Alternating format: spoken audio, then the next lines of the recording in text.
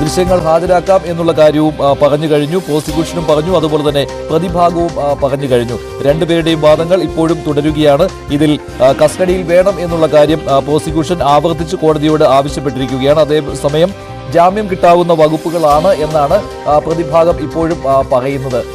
അതിനാൽ ജാമ്യം അനുവദിക്കണം, ജാമ്യാപേക്ഷ അംഗീകരിക്കണം എന്നുള്ള കാര്യം പ്രോസിക്യൂഷൻ പറയുകയാണ്. പക്ഷേ ഗൗരവമുള്ള കുറ്റമാണെന്നും പ്രതിക്കുള്ള സ്വാധീനവും സമൂഹത്തിലുള്ള സ്വാധീനവും എടുത്തു പറയുകയാണ്. ഇനിയും കൂടുതൽ അധിക്ഷേപങ്ങൾ നടത്തുവാൻ പ്രതി തയ്യാറാകുമെന്നും പ്രതിയുടെ മുൻ ചെയ്തികളും കൂടി പ്രോസിക്യൂഷൻ കോടതിയെ അറിയിക്കുകയാണ്. നേരത്തെയും ഇത്തരത്തിലുള്ള അധിക്ഷേപ പരാമർശങ്ങൾ നടത്തിയിട്ടുള്ള കാര്യവും പ്രോസിക്യൂഷൻ കോടതിയെ അറിയിക്കുകയാണ്. അതിനാൽ ജാമ്യം നൽകരുത് എന്നുള്ള കാര്യമാണ് കോടതിയെ അറിയിക്കുന്നത്. പോലീസിന്റെ കസ്റ്റഡി അപേക്ഷ പരിഗണിക്കണം എന്നുള്ള കാര്യവും കോടതിയോട് ആവശ്യപ്പെട്ടിട്ടുണ്ട്. അതേസമയം തെറ്റ് ചെയ്തിട്ടില്ല എന്നും ജാമ്യം കിട്ടാവുന്ന വകുപ്പുകളാണ് എന്നും ആവർത്തിച്ച് കോടതിയോട് പറയുകയാണ് പ്രതിഭാഗം അഭിഭാഷകൻ ചെയ്യുന്നത്. അല്പസമയത്തിനകം കോടതിയിൽ നിന്നൊരു തീരുമാനം വരും. ജാമ്യാപേക്ഷ കൂടി പരിഗണിക്കുന്നത് കൊണ്ടാണ് തീരുമാനം നീണ്ടുപോകുന്നത്. ജാമ്യ ഹർജി രാവിലെ തന്നെ കോടതിയിൽ നൽകിയതാണ്. ഇന്ന് തന്നെ പരിഗണിക്കാമെന്ന് കോടതി പറഞ്ഞിരുന്നു.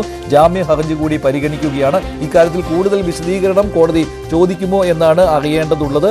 അങ്ങനെയാണെങ്കിൽ റിമാൻഡിലേക്ക് പോകേണ്ടി വരും. അതല്ലെങ്കിൽ ഇന്ന് തന്നെ തീർപ്പാക്കും ജാമ്യാപേക്ഷ.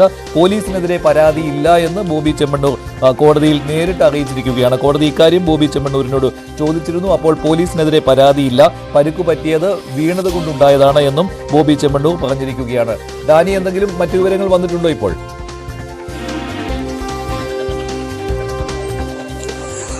ജാമ്യ ഹർജി പരിഗണിക്കുകയും ചെയ്യുന്നുണ്ട്. ഇതിൽ വ്യക്തമായിട്ട് വാദം ബി രാമൻപിള്ള വാദിക്കുകയാണ്, പ്രതിഭാഗത്തിന് വേണ്ടി വാദിക്കുകയാണ്. ലൈംഗിക ചുവയുള്ള പരാമർശമല്ല നടത്തിയതെന്നാണ് പ്രതിഭാഗം പറയുന്നത്. അന്ന് പരാതി പറഞ്ഞില്ല എന്ന് ചൂണ്ടിക്കാണിക്കും. നമുക്കറിയാം, ഈ രീതിയിൽ വൈകി വന്ന പരാതികൾ സംബന്ധിയായ കാര്യങ്ങളിൽ എല്ലായ്പ്പോഴും തന്നെ കോടതിയിൽ നിന്ന് അത്തരമുള്ള പരാമർശങ്ങളിൽ കോടതി വ്യക്തമായി നിരീക്ഷിക്കുകയും ചെയ്തിട്ടുള്ളതാണ്.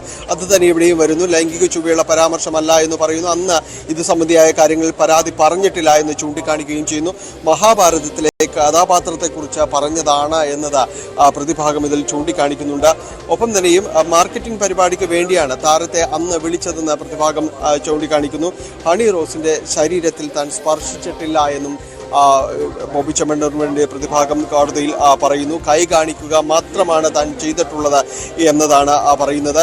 എന്നാൽ ആരോപണം വ്യാജമാണ് എന്നതാണ് പ്രതിഭാഗത്തിന് വേണ്ടി അഡ്വക്കേറ്റ് രാമൻപിള്ള കോടതിയിൽ ബോധിപ്പിക്കുകയും ചെയ്തത്. ഇതിന് വേണ്ടിയുള്ള ദൃശ്യങ്ങൾ ഹാജരാക്കാമെന്ന് കോടതിയിൽ വ്യക്തമാക്കുകയും ചെയ്യുന്നു. എന്നാൽ ഈ സമയത്ത് ഡാനി, എന്തായാലും കോടതിയിൽ ഇപ്പോഴും വാദം തുടരുകയാണ്. ലൈംഗിക ചുവയുള്ള പരാമർശം അല്ല എന്നുള്ള കാര്യം ആവർത്തിക്കുകയാണ് പ്രതിഭാഗം ചെയ്യുന്നത്. മഹാഭാരതത്തിലെ കഥാപാത്രങ്ങളെ കുറിച്ച് പറഞ്ഞതാണ് എന്നാണ് പ്രതിഭാഗത്തിന്റെ വാദം. മാർക്കറ്റിംഗ് പരിപാടിക്ക് വേണ്ടിയാണ് താരത്തെ അന്ന് വിളിച്ചതെന്നാണ് ബോബിയുടെ വാദം. ഹണി റോസിനെ ശരീരത്തിൽ സ്പർശിച്ചിട്ടില്ല എന്നും വാദമുണ്ട്. കൈ കാണിക്കുക മാത്രമാണ് ചെയ്തത്. പക്ഷേ ഗൗരവമുള്ള കുറ്റമാണെന്നാണ് പ്രോസിക്യൂഷൻ പറയുന്നത്. ആരോപണം വ്യാജമാണെന്ന് അഡ്വക്കേറ്റ് രാമൻപിള്ള ബോബി ചെമ്മണ്ണൂരിന് വേണ്ടി വാദിക്കുന്നു. ആ സമയത്ത് തന്നെയാണ് ദൃശ്യങ്ങൾ ഹാജരാക്കാം എന്ന് പ്രതിഭാഗമാണ് അഭിപ്രായം മുന്നോട്ട് വെച്ചത്. എന്നാൽ അനുവദിക്കരുത് എന്നാണ് പ്രോസിക്യൂഷൻ വാദിച്ചത്. ആലക്കോട്ടെ ജുവലറി